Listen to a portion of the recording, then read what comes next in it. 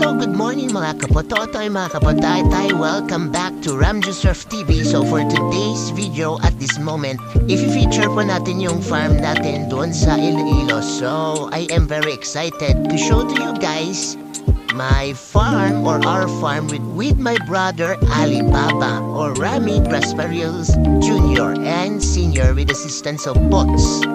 And of course, thank you for the assistance of Maria Gracia, my mother. So yun guys, so welcome to Justiniano and Rafaela Farm dun sa Cordova, Tigbawan, Iloilo. Actually, hindi ako sure kung ilang meters or ilang square meters or hectares yung sukat ng lupa na yan. Pero proud ako sa sarili ko at thankful din kay Ali dahil nag-support siya para malagyan ng fence yung buong farm. So hopefully, yung ibang farm is malagaan din or makover din ng bakod someday. So, ayan nga guys. So, as OFW, naisip ko na not all the time healthy tayo or we are in a good condition to continue working here abroad. So, I decided to invest in livestock farming. So, yung naisipan namin dati is baboy, pero since maraming gastos sa feeds at masela yung baboy, so nag-proceed kami sa kambing and then ngayon nagpaplano kami na mag-proceed sa hito farming or catfish farming. So, hopefully someday ma-achieve natin yung dream na yan at thankful din ako din sa tao ko na babantay ngayon. So napalagyan na din natin sila ng bahay kubo dyan. At someday sana ma-improve natin yung farm natin.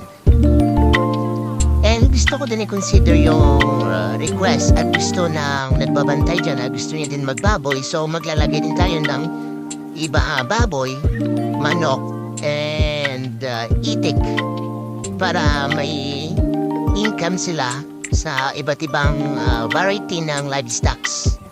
So dito sa kambing, yung plano namin is i-free range lang siya dyan kasi malapad naman yan. So yung kambing, di mo na siya kailangan bilhan ng feeds kasi damo lang yung kinakain niya. Once na maka-invest ka ng kapital dyan, wala ka nang gagastusin, kailangan lang ng malawak na bakuran or farm na pagpapastulan ng kambing. And sa kambing naman, habang nakikinig ako sa YouTube ng mga seminars doon ako nakakuha ng idea.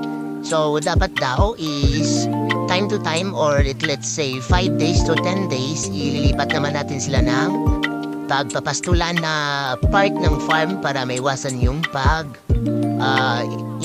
infect nila sa mga lugay. Kasi makakain nila yung sarili nilang dumi. Kaya doon sa dumi na yun, may mga itlog pa doon yung lugay. So, yung lugay pabalik sa kanilang mga intestine. So, iwasan po natin yun. And then, yung mga lalaki na anak ng mga kambing, kailangan natin silang ibenta at pag lumaki na at palitan natin sila ng ibang lahi na kambing or hindi nila blood-related or relative para maiwasan yung pagkasira na kanilang genetic form or system para malaki yung kambing natin. And another thing guys is yung kambing pala is hindi pala sapat na damo lang yung papakain natin sa kanila. So, they need some variety of leaves para magkaroon sila ng nutrients and vitamins sa kanilang katawan para mas lumaki yung anak nila or dumami yung gatas or mas maging tumas yung immune system nila sa mga sakit like ubo, since yung ubo at ulan yung kalaban ng kambing. And according to my research, wow, so, isa yung moringa leaves or malunggay sa magandang ipakain sa kambing. And I would like to shout out Tito Muti or kapatid ni Tita Elsa. Thank you for working. Moringa leaf or oleifera leaf may be used up to the level of 10 to 20% in concentrate mixes to improve digestibility, blood biochemical parameters, immunity status, and antioxidants activity in goat kids. Ayan po ay base dun sa Google, syempre. And another leaf na maganda sa kambing is yung Madre de Cacao. So yung Madre de Cacao, kung nakikita nyo sa video, dyan o, madami kami dyan. So very suitable yun sa mga kambing namin. And another leaves na maganda yung impact sa kambing is yung red napier grass. So red napier grass is a highly yielding fodder grass and is very good for goats. So red napier grass has crude protein ranging to 18%. It is very palatable because the stalks are tender and the leaves are smooth and hairless, and animals love to eat them as its juice is sweetish. Wow! Thanks, Google! So, out sa budget namin guys, bumili kami ng 11 na kambing na magkakaiba yung sizes tsaka yung age doon sa tabing farm namin. So, it cost us like 27,000. So, hati kami doon ni Brother Alibaba, si Rami Croswell Jr. So, hati kami doon. So, tag 13,500 kami. So, as we expected according to my research, so yung kambing is nanganak twice a year. So, the average goat gestation lasts for 150 days. So, hopefully, in a year, multiply yung number ng goats natin. So, I hope na manganak sila like each mother manganak ng 3 kambing or 2, pwede na yun. So, wala naman tayong ginastos na feeds. So, tiba-tiba tayo dun guys. So, highly recommended talaga na magkambing kayo. So, as OFW, hindi naman parati guys na parati lang tayo gastos, gala, or bibili ng mga material things. So, yung pinakalaban nating mga OFW is yung oras. Kasi yun ay spend yung oras natin dito sa abroad at hindi natin nakakasama yung mga loved ones natin. So, hindi natin hawak yung future natin guys. So, invest now in livestock. And ayan guys, kung makikita nyo guys, mababa pa yung bakod natin. So yung plano ko is papalagyan ko pa yan ng another 3 horizontal lines na kawayan sa taas ng cyclone natin para mas lalong tumaas at masecure yung farm natin tsaka yung livestocks.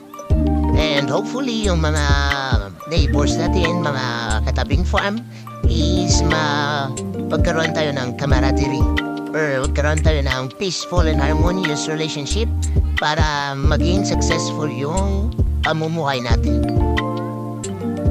And another thing sa mga fellow OFW natin dyan, so if may mga lupa kayo na naka-stack lang dyan, di nagagamit, so you need to make use of that. You need to invest sa livestocks like poultry o 45 days na manok, baboy, kambing, or hito farming.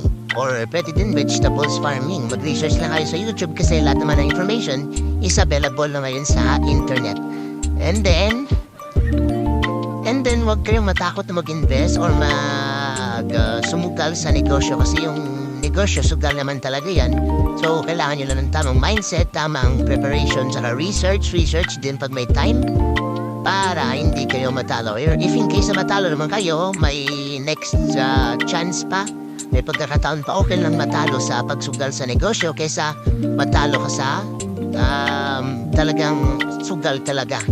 So, yan lang guys para wala tayong regret sa buhay natin. And as OFW, meron daw tayong mga special training na piniprepare ng mga government sa atin pag umuwi tayo para hindi naman tayo back to zero. So, pwede tayong mag-engage din sa training or program. Pwede din tayo mag-training sa TESDA para magkaroon tayo ng additional skills and knowledge para sa preparation ng for good na planning natin dun sa Pilipinas. As OFW, hindi sapat yung savings natin kahit abutin pa ng milyon yan kasi alam natin na yung pamumuhay ngayon sa Pilipinas is mahirap lahat tayo nagmamahalan. So, kailangan natin mag-invest sa negosyo. At the same time, kailangan natin mag-part-time work pa din sa Pilipinas para hindi maubos yung savings natin in a short-term time. So, for me, yung pagnenegosyo, kailangan din yan ng management skills natin at kailangan din yan ng-support financially. So, para sa akin, pag uwi ako, hindi ako titigil sa pagtatrabaho. Siguro mag-trainee ako ng virtual assistant or what na pwede ako mag-stay at home para ma-manage at masubaybayan ko yung negosyo. Alright, so I think that's all guys, and thank you for listening and watching. I hope you enjoyed my video. Don't forget to like, share, and follow my Facebook page and drop some stars. Alright, so thank you for watching. Bye-bye.